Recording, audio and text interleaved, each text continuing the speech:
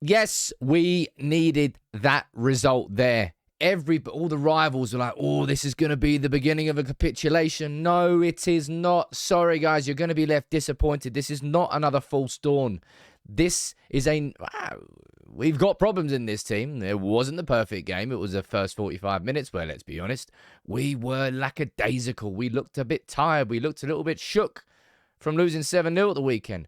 But the second half performance, Ten Hag making the changes with Wan-Bissaka coming on. He was brilliant when he came on. And the goals flowed. Bruno Fernandes. Can't hear you. That Weghorst scoring a goal. I'll speak about that in a bit. But just this man. Just that response. We've spoken about it before the game. Man United have responded. After the game against Brentford, we won our following 4. After the 6-3 against City, I think we won 7 out of 9. After the 3-1 against Villa, we won 9 on the spin. After that game there at the weekend, we were fearing the worst but hoping for the best. And we basically got both. First half, wonderful start from us, wonderful goal from Rashford. Didn't build on it. We looked leggy, but the second half, it flicked. Man United in the second half are a problem. Barcelona, City, Real Betis. We've done it so many times this season. It's becoming a habit. But I've got to speak about this at the start because my word, it looked like he couldn't hit a barn door in the majority of that game. Look, we won that 4-1. Realistically, that could have and probably should have been 6-1, maybe even 7-1. But Weghorst scoring towards the end, you've got to hand it to him. I think he started 15 games, something around that, since he's joined on loan. We've had no striker. Yeah, his finishing is wayward. His finishing is not anywhere near good enough. You can't question his work rate, but he got the goal at the end there. And almost like he burst into tears there. He won't ever forget that moment. And we needed that. And I'm going to have a spotlight here on Bruno Fernandes, someone who I've had to defend from criticism this week. Everybody deserved criticism after that game against Liverpool, including Bruno Fernandes. What you can't do is call into question every single facet of his game and every single, he can't captain United again, he can't do this, he can't do that, and make grand, huge statements. You look like a dick. Bruno Fernandes there with a goal and an assist. Lo and behold, if you play Bruno in his number 10 position, he can really impact the game. He very much has been playing the positions, left wing, right wing, wherever Ten Hag has asked him to play, he has played. He's done a better job on the right wing than he did on the left wing against Liverpool at Anfield, to be honest. And that was a shameful performance. Every single player who started that game had that shame. But because you're wearing the armband, you're held to a higher standard. I understand that. I hold that same logic. Tonight, Bruno was the centre, quite literally, but Bruno was at the centre of everything good that we did in that second half. Bruno Fernandes was the good Bruno Fernandes. And it really annoys me when people make such grand, huge... Look, I suppose that the reaction after losing 7-0 to Liverpool is always going to be grand and huge. But the statements about Bruno, I thought, were genuinely a bit... Well, the criticism was way over harsh. Well done to Bruno tonight. I'm not saying that 7-0 is buried, because it's not. It won't ever get forgotten about. But we put a little bit of dust on it. We pushed it into the past now, and we can go into the Southampton game off the back of a win. Marcus Rashford, that goal in that first half, by the way, what a finish that was from him. Put his foot through it, no finesse in fee for that one, rifled it into the top of the net. That was just an incredible finish. No goalkeeper in the world is stopping that. And the thing that worried me, I'll be honest, is how United played after that goal. You would think the early goal from United would see United just flourish and go forward. But instead, we seemed a bit disconnected. In my opinion, we looked a bit tired. And it should be no surprise if we are a bit tired. Ten Hag might not want to be using that as an excuse, but if it's sort of staring you in the face, then it's a bit obvious. But in the second half, again, like we have done so many times this season, we turned the screw. And Betis could not cope with it.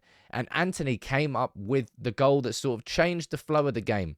Anthony... There's going to be people that are frustrated with parts of his performance tonight. Should he have squared it? Absolutely, he should have squared it at 3-1. Could he have scored more? He probably could have scored more and probably should have scored more. But did he score an important goal? Yes, he did. The second Europa League game in a row after scoring the winner against Barcelona. I know that there are frustrations with Anthony, and it's something that he has to develop in his game, for sure. But in his first season, what's that now?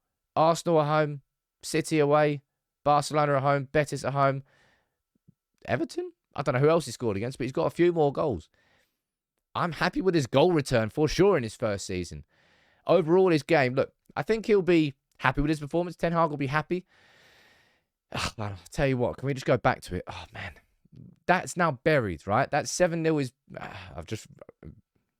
I've just said it wasn't buried, so let's not go back on yourself. The wounds are still there. And we played like a wounded team in that first half, I'll be completely honest. You were wondering whether this team was properly shook after that one, rather more so than other ones. But we weren't. We kept going and going and going. It was 4-1. It could have been 7-1. He should have scored more than one, for sure. Rashford, he was great. Bruno, well, wasn't great, but he got that great goal. Bruno, he turned up. There needed to be a response from so many players tonight, and I think there was. And as I said, it always feels like you're, not in a horrible way, but it feels like you're celebrating a competition when it's there. Like, so just something, please, please, do it. Like in the first half when he was offside. He knew it was offside, right? He didn't know it was offside. He definitely should have been scoring that. But wonderful from him. And I have to take a minute right here to speak about this lad. Because Facundo Pellistri came on there and Bruno Fernandes absolutely rifled a corner across to him. 14 seconds after he came on, he's like, what was going on here? Takes the touch. You think, oh, well, never mind. Never mind indeed. Wonderful from Facundo Pellistri. Rounded his defender, went to the byline, skipped past him, into McTominay. McTominay's rebound, and it led to that man's goal. But Facundo Pellistri, on more than one occasion this season, has come off the bench and been a very dynamic sub. I tell you, we've got strength in depth in those positions. On the wings, there's so much more we need up front. We need more in midfield. There's more we probably need in defence, fullback positions. Wan-Bissaka, I don't have a picture of Wan-Bissaka here, but I have to praise him for his second half performance. I thought he was fantastic. Wan-Bissaka did help change that game. We just seem to be occupying better positions with Wan-Bissaka on the pitch. And he was... never did I imagine I was going to be saying that this season. The second half of this season turnaround from Wan-Bissaka has been spectacular. He is our first choice right back right now because Delo has played himself out of the game. By the way, quick mention to this. How in the world is that not handball? If his arm isn't there, the ball would go in a different direction. It certainly wouldn't go back in that direction. It might go drop towards Delo's foot. It touched his chest first and it rolled down his arm. It's handball. I'm glad we can laugh about it because it didn't affect the result of the game. And while I'm not one to dwell on negativity, right? I have to mention this because it's happened so many times this season. And in my opinion, it will be ignorant of me not to mention this, right? I do not think that David De Gea has the capability of being the goalkeeper that Erik ten Hag requires, all right? And if you take sentiment out of it, and the thing is, this is what you need to understand, Erik ten Hag can. We've all been fans of United for how long? Well, it doesn't matter, your whole life, right? We've all seen De Gea since 2011 and all the saves that he's made. Ten Hag's only seen De Gea this season. He's got 1 year of memories of De Gea, and I think he's seen enough, in my opinion, to tell him, don't think he's ever going to have that confidence that we need. So many just mad passes from De Gea tonight, and it's not an knee-jerk reaction. It's happened like 4, 5, 6 times this season. We've seen it. You know I'm telling the truth. Whether you want to admit it or not, it's probably based on sentiment because of how good De Gea's been. But what got you here won't get you there. That, for me, applies to David De Gea and the future of this United team that Ten Hag is building. And I'm just glad that we can now speak about building again. We can speak about looking upwards again. Because that was a horrible few days, right? That really was a horrible few days. It's good that they buried it. I'm so happy for Weghorst that he got that goal. Maybe he can now start banging them in for it between now and the end of the season. Come on, man. Get 5 goals. Let's go.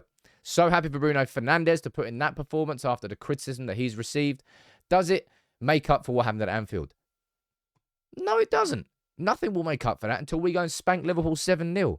But does it put an end to the immediate end to the conversation? Oh, is this a capitulation from United? And no, it's not. We've bounced back every time. And United in the second half at Old Trafford, man, this is a habit we're building. We are so much better in the second half at Old Trafford. Good City response.